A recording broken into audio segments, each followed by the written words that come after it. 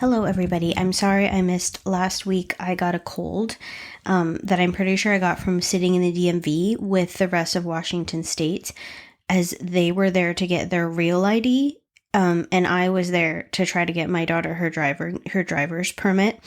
And there were so many people in there, and we waited for 3.5 hours inside the tiny room run by living sloths. It's just like Zootopia. I don't even understand how that agency has that reputation and continues to employ people. Maybe it's purposeful.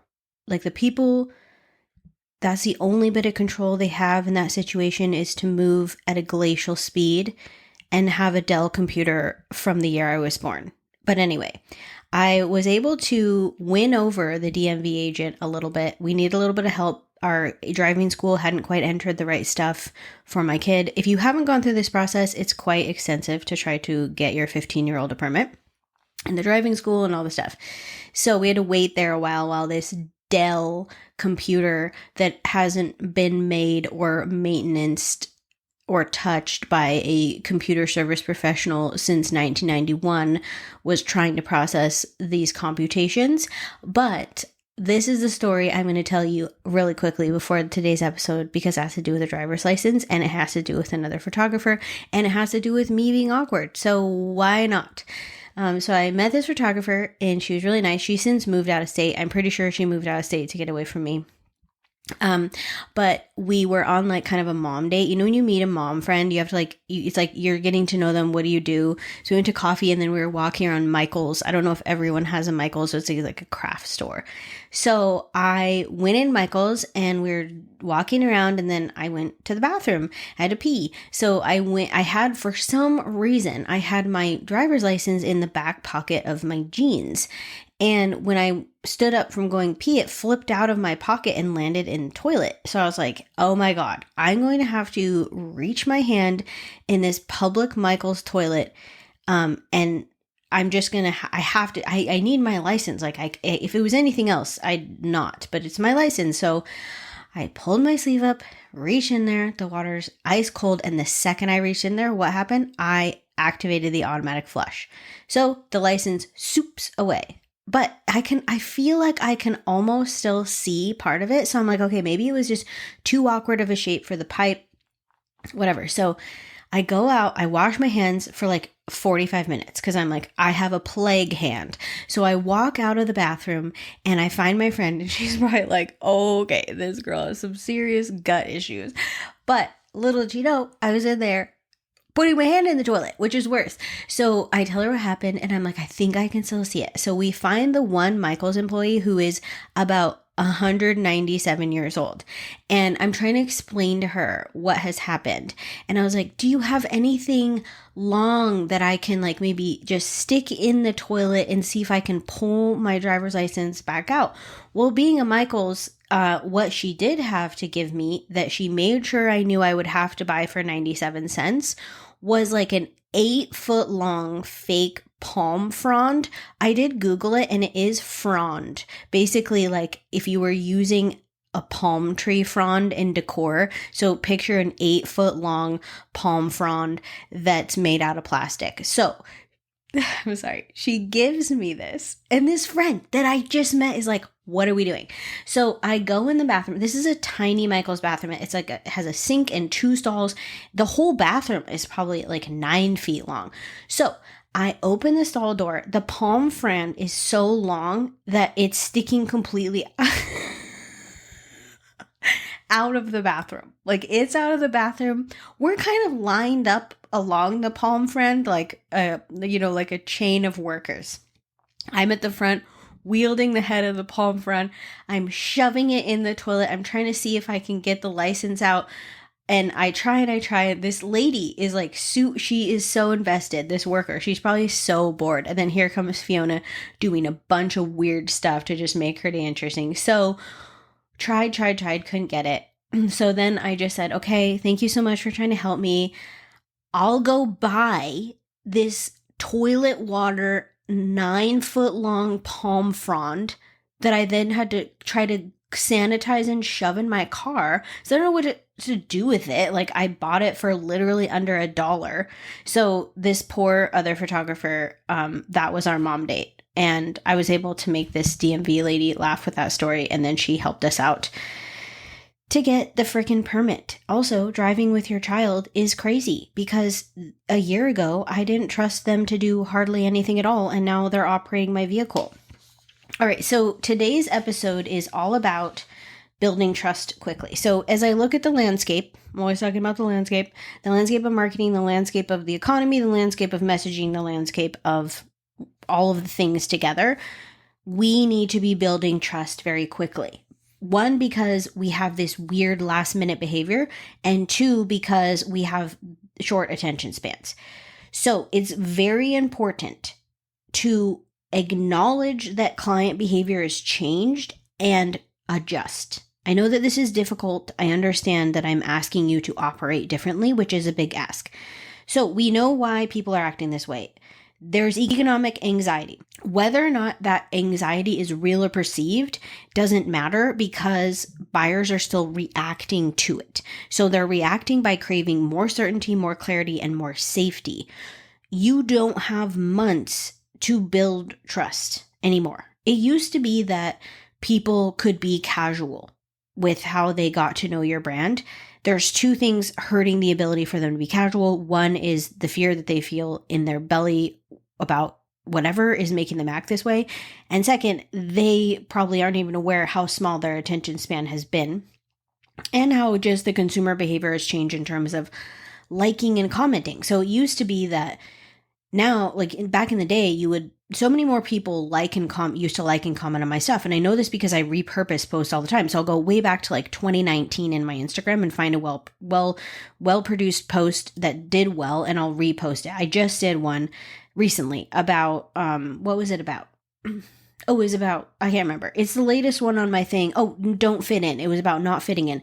That post originally was from like 2019 or 2018, and it had done well, like 50 times better than it did even now, even though I have twice the followers and all the stuff. Is because people aren't liking and commenting as much. And when they don't do that, it's harder for the algorithm to serve your business back to them. So that behavior was much easier. They're basically like the algorithm just trying to gauge what they watch.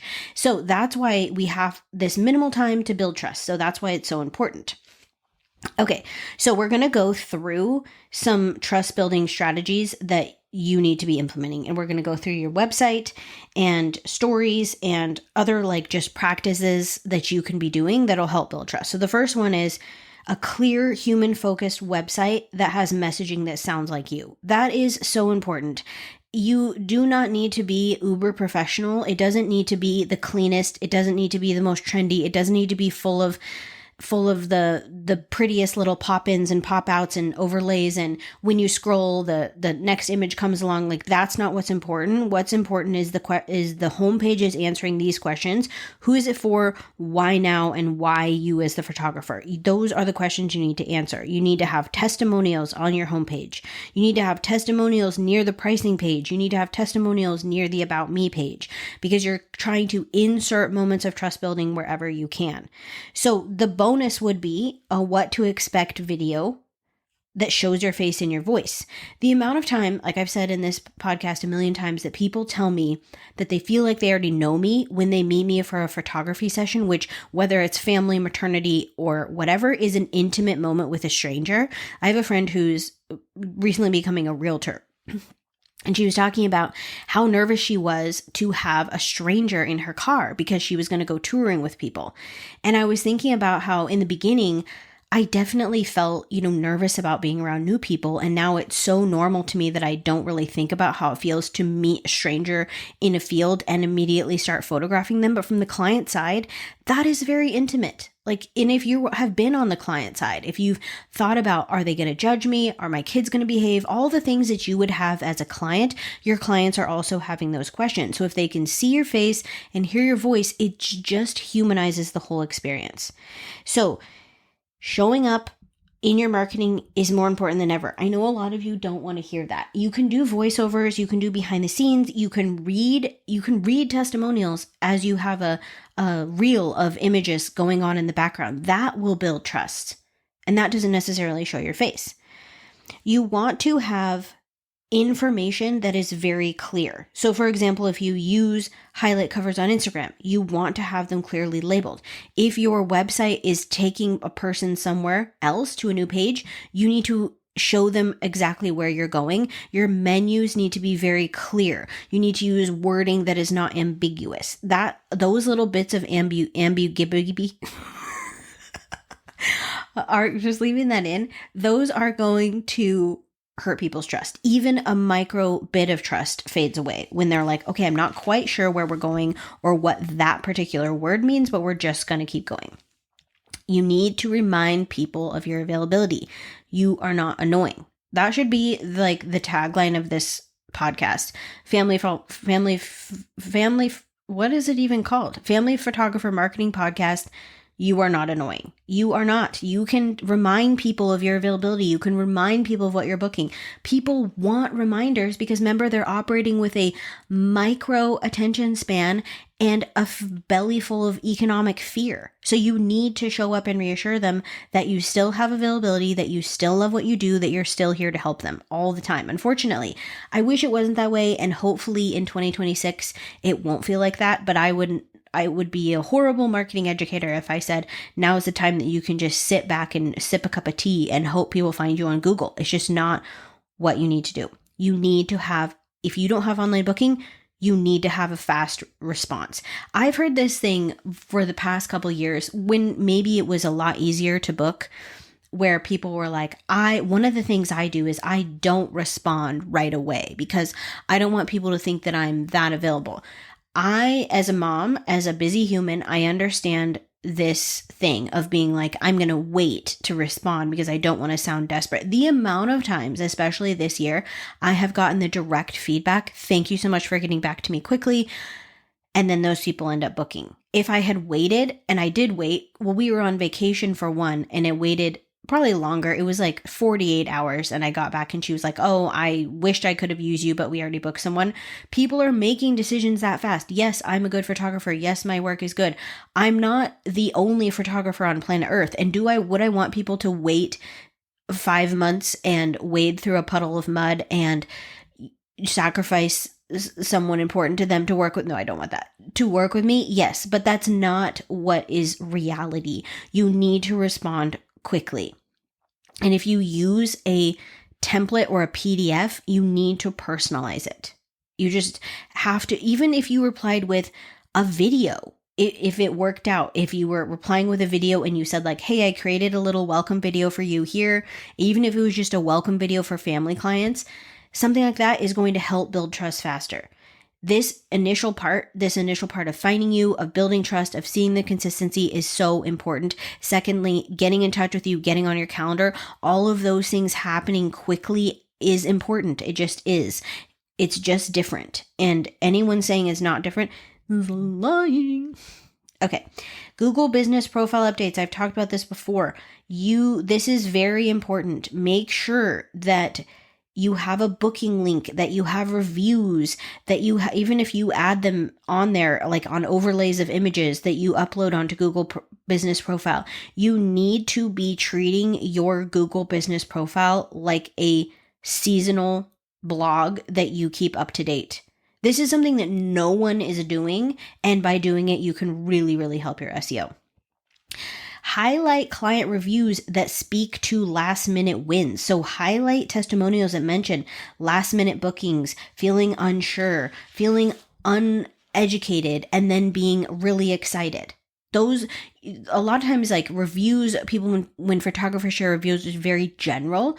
Share reviews within themes. If the theme right now is building trust, talk about reviews where people built trust with you quickly. If you don't have those reviews, ask for them. Say, hey, I noticed that when you booked your session, you booked it pretty last minute and then we end up having a great time.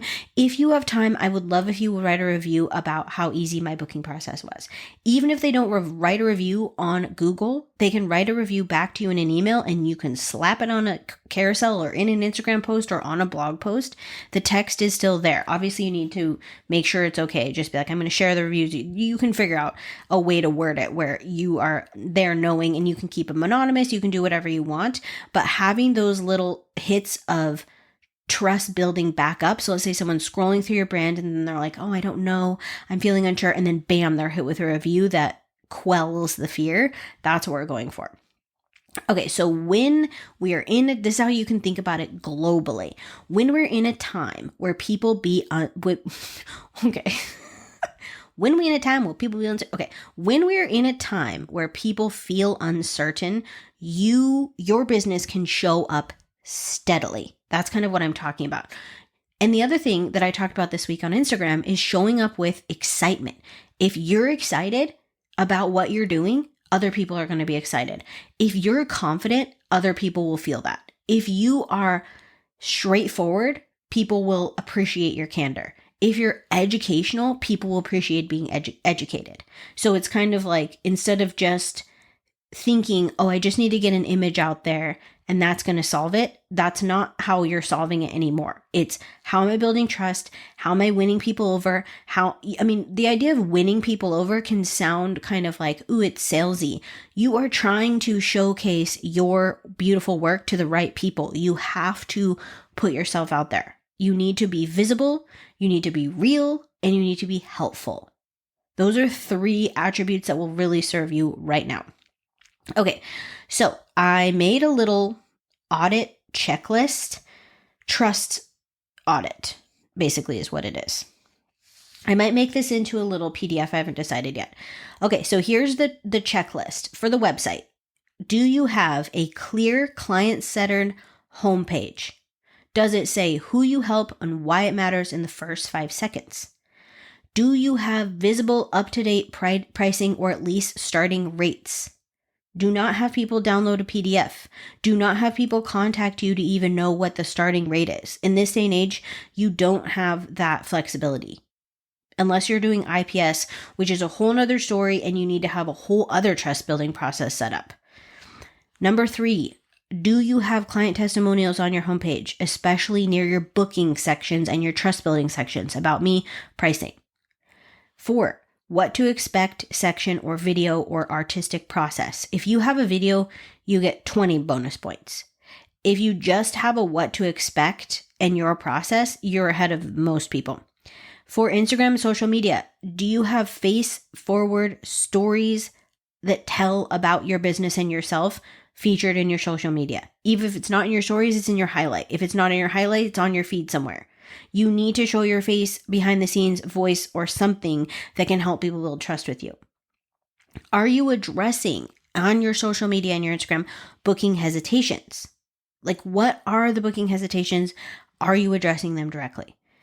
3rd is messaging and responses. Do you have a fast inquiry reply system set up in place? Even if you use a bot, it needs to be very clear, very helpful, something where that person knows they're not going to be waiting for an interminable amount of time. So if you have a bot that says, they send you a message, the bot comes back and says, I'll be in touch with in the next 3 hours, or whatever the thing is that you have agreed that you know you could do. Obviously, if the question comes in at 4 a.m., that's different. But I'm talking about, this is your business, this is your focus. What capacity can you give yourself to respond to people?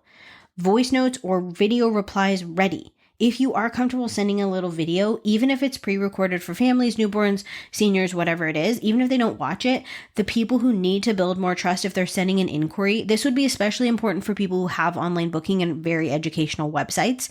There's something trustworthy still missing there. So those are the perfect people. When they reply, you can say, let's say they say, hey, I'm reaching out. I'll use the bedtime one as an example. I'm nervous about having my kid up at bedtime, so I wanted to double check your start times. You could send back an email being like, oh, I totally understand, blah, blah, blah. I photographed this many families. It's never been an issue. Also, I created a little video for you so you can get to know me and my process a little better, if that would help you. 50% of the people are not going to watch the video. 50% of the people probably are. So it matters that if it's available to them. Okay, make it easy. So in messaging and responses, make it easy for someone to go where they need to go. So don't tell them your next steps. Tell them what you're doing. Bring them into the process. Sometimes we'll just be like, okay, thanks. Yes, that's the answer to that question. Have a good day. Instead of, what do they need to do now? Okay, here's the checklist for Google profile. Do you have a booking link and are your categories current? There's categories on Google Business Profile. Make sure you utilize them. The proper way to use Google Business Profile would be a weekly photo update. But if you can't do that, do monthly or seasonally. And do you have at least 3 recent reviews? If you don't have any reviews, use this week. Use Thursday, today, when I don't know when this episode's coming out. Use this week through Monday to try to get at least 1 review, if you can, in there. Okay. Bonus points. Extra confidence booster. A pin post or story featuring a nervous client who ended up loving the session. A blog post titled, "What if you're looking to book last minute?" Like, actually throw the question out into the world and answer it. A link in bio that points to how easy your booking process is. An easy booking process for a consistent photographer is a huge win for a client because they don't have to go back and forth with email with you. That's not how the majority of people want to buy from you. They want it to be easy. If you've done the work up front to build the trust, they don't then want the booking process to be cumbersome, and it doesn't need to be cumbersome. In the marketing mentorship, that's not what it's called, the marketing membership, we've been working on websites all month. So we've done the homepage, we're doing blog posts. The next one is the About Me page. So the goal is to get everybody's website to a trust building place. So if you are struggling or wondering, it's $35 a month. Just come in there. I'm in there all the time. I'm sending Loom videos. I'm answering every question. It's literally my favorite place to be. So if you have any marketing question, just even one marketing question a month is worth $35. I don't know when I'm going to raise the price of it, but I will eventually. The people who are the founding people, the first however many people, they will always have the same price. So if you're on the fence, just jump in. I will help you. I will be there for you. You can ask me anything and I will reply.